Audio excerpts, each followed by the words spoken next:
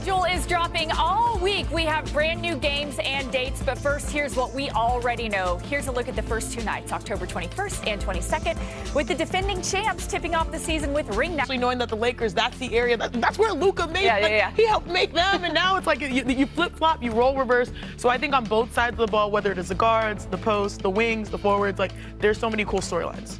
So you ready for the video? Ooh. What's the movie? I'm gonna still call it Staples. I'm never gonna change it. You have to. The video You can't of get with the times. the return to Anthony Davis, his return playing against the Lakers for the first time. I'm curious to what the Lakers fans feel about him, feel about his legacy in the Lakers uniform. I mean, he averaged 25 points and 11 rebounds and 2 blocks a game for his 5.5 season career.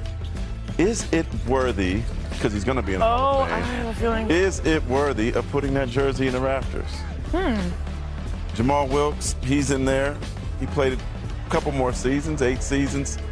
But Anthony Davis won a championship, won an NBA Cup. I don't know if Lakers fans care about that. They like the championship more. But Oh, do they? did he do enough to get his name in the rafters? I don't know. I'll have to think on that. Speaking of LeBron and AD, guys, there's always drama on the gram. You know, there's always drama on Instagram. Did you see this yesterday? They both posted the exact same images, LeBron and AD, to their Instagram accounts. Quote, becoming the best version of yourself sometimes comes with a lot of goodbyes, end quote. We have no idea if there's a deeper meaning here.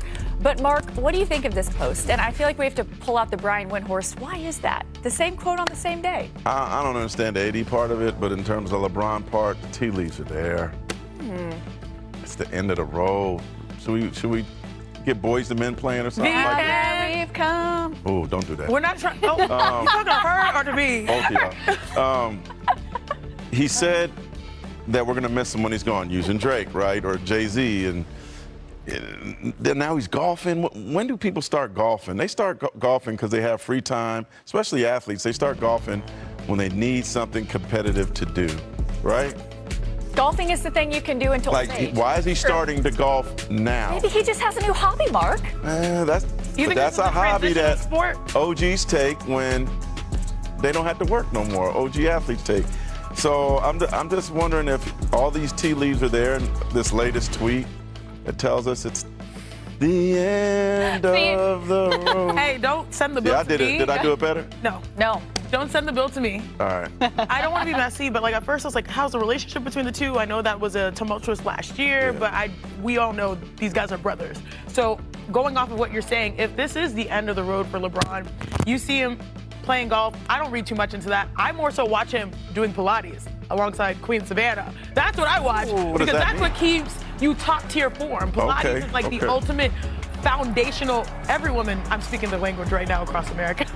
Like Pilates, we've seen multiple players do it, but it just shows that he is so great at his craft, and it starts with his body work. I mean, if LeBron wanted to play probably 2-3 more years, he absolutely can if he made that choice. If he wanted to play golf during the free time, he absolutely can. I'm not trying to say 1 and 2 are connected. Could play more. But if this is, we do golfing. know that LeBron James does do subliminals. And so if this is the beginning, you know, we better soak everything up. Yeah. I love the videos of LeBron and Steph and how hard they're still working out at this age, too. I mean, guys that are OGs, guys that are veterans that could just coast, but they're putting, like you said, Pilates, so much into it. All right, let's continue to talk about the Cup. The east side of the Emirates Cup, Group B, has one of the oldest rivalries in NBA history. You've got the Celtics and the 76ers. They've met in the playoffs more times than any team in league history. They face off, let's get spooky, on Halloween. Speaking of playoff matchups, Group A sees the Cavs looking for revenge against the Pacers, who, of course, knocked them out in 2025. That meeting happens on November 21st in Indy. And Group C has the Knicks, who have very high hopes heading into the season, taking on the Bucks at Madison Square Garden. That's going to be on November 28th. Giannis and company will look to run it back after winning the Cup last season. So that first Sixers-Celtics game is going to be interesting. Last year, we saw a total of 15 games. Just 15 with Embiid, Paul George, and Maxey on the floor together. Shanae, are the Sixers the biggest wild card in the East? Absolutely. If health is on their side, we're saying, like we always do, and sometimes it makes us feel the biggest if in the NBA. What's the saying? If ifs were fifths, we'd all be what? Drunk. Drunk unk. If Embiid's healthy, this is a team, this is a guy that's an MVP. This is a guy that can pace, the NBA at the top 3 or 5 in scoring. This is a guy that could also win DPOY. They also have Paul George, who's a certified 20-plus bucket. whom we need to see consistently as well. They have Tyrese Maxey, who has been dubbed the franchise by Joel Embiid. And people sleep on Jared McCain, out to injury early in the season. He's someone that was definitely in that Rookie of the Year conversation. They have a lot of strong players. But if I am a betting woman, would I bet on them? Absolutely not. Because we have yet to see it all come together, and I feel for Philly. They're really excited, I'm sure, about those young players, but this team and their success does rely. Absolutely. But their success is going to be due a lot, of course, Mark, to those older guys. I'm waiting for it. Yeah. I'm waiting for it. I think they need to give their trainer a raise. Yeah. Or therapy. Yeah, Make sure they have therapy. But my wild card, I'm gonna go with the Orlando Magic. I think a lot of people expect them to take a jump. Can they take a jump in terms of competing for the Eastern Conference? Yeah, they're definitely the wild card, and it's because of that guy right there, Paolo Banchero. He's outstanding. Wagner's gonna make his first All-Star team along with Paolo. They're gonna have 2 All-Stars this year. Getting Bane from Memphis. It's huge, quietly huge. They needed some more shooting. They needed some defense. They needed a veteran leader who's played in some big games. He could do that, getting Tyus, and then their young, talented players get older. Just keep an eye on these guys. I really expect Paolo to make an MVP caliber jump. All right, we do have breaking news this morning. Another NBA team is changing hands. Shams Charania reports that NHL Carolina Hurricanes owner Tom Dundon has agreed to buy the Trailblazers from the estate of Paul Allen for a valuation of over $4 billion. Mark, anytime you have someone buy a team that does not live in that team's city, the questions always begin. Will the team stay in Portland? Yes, the Allen estate has made it where anybody that bought team has to keep the team in Portland. So Blazers fans, you could certainly take a breath of relief. The team's not leaving. And their new owner is quite interesting. Yeah, he's a Texas guy and Carolina guy, but he turned around the Hurricanes in terms of, making them a winner. And he also has refurbished their arena. He's going to refurbish this arena, get it ready for the 2030 Final Four, Women's Final Four.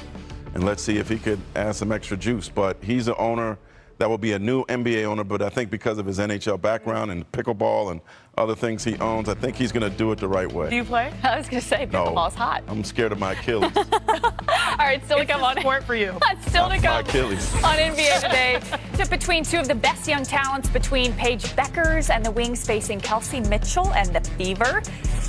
All right, let's get to that one. No Caitlin Clark again for the Fever as Indiana takes on Paige Beckers and the Wings to the third quarter. Dallas 8 off Playing the a little Fever. volleyball, sis.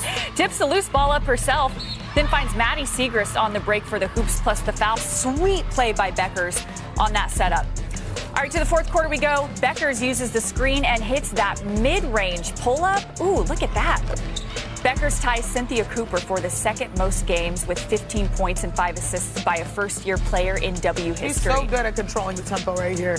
All right, under a minute left in the fourth. Fever are down by 3. Kelsey Mitchell gets inside and hit the layup. All right, so this puts Big the game Fever for Kels. within 1.7 seconds left, a 1-point game. Mitchell gets the inbounds in the corner. She misses the game winner.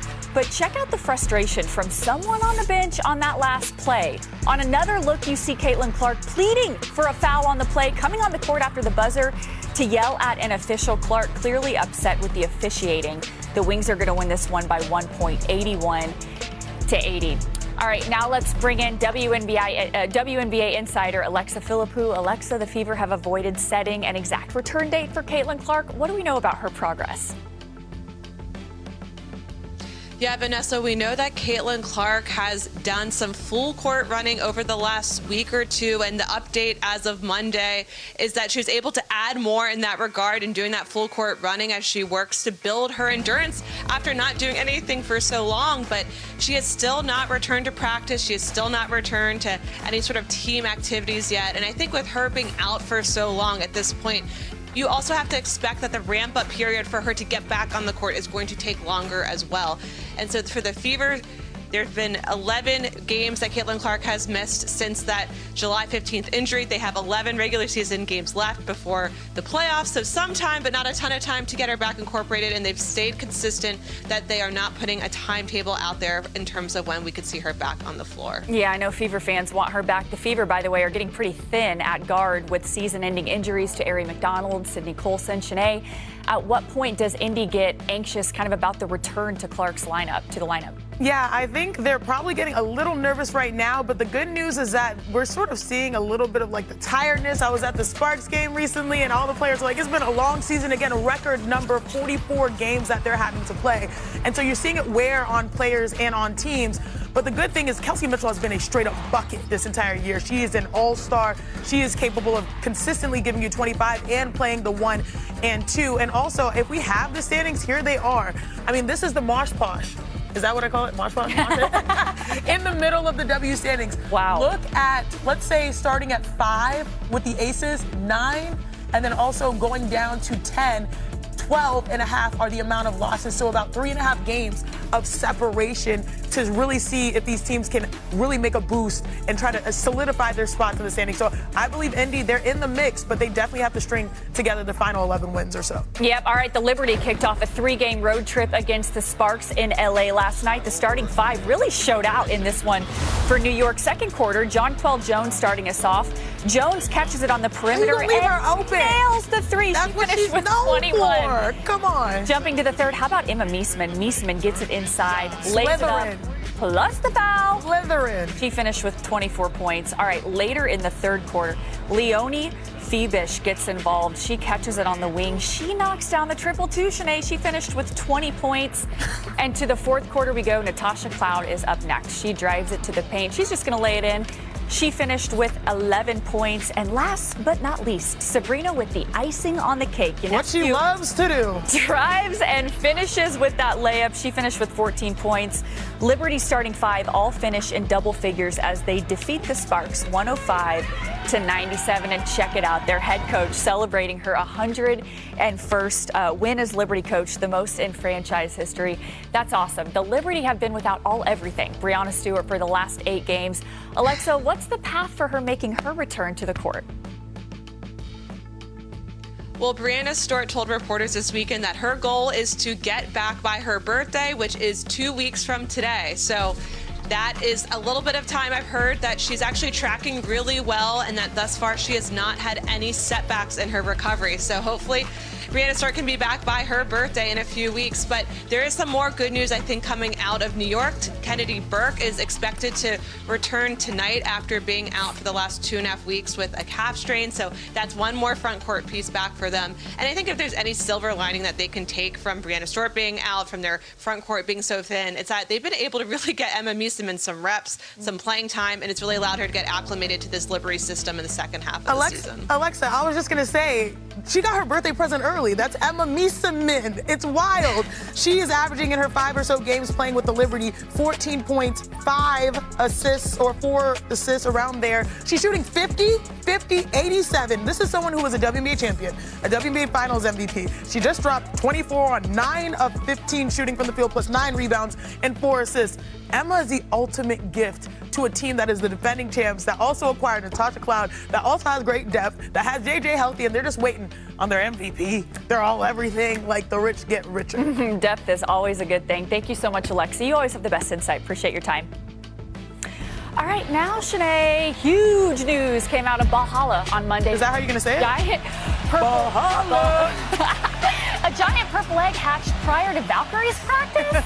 And then at halftime, this happened at their game against the Sun. The WNBA World welcomed Violet to the mascot. Worldwide, for short, is a raven, which is traditionally a sidekick to Valkyries in Norse mythology lore. And just like ravens, she likes shiny, sparkly things and leaves glitter in her wake. It sounds like we're talking about a Disney movie. Shanae, do we have a new challenger to Ellie's throne?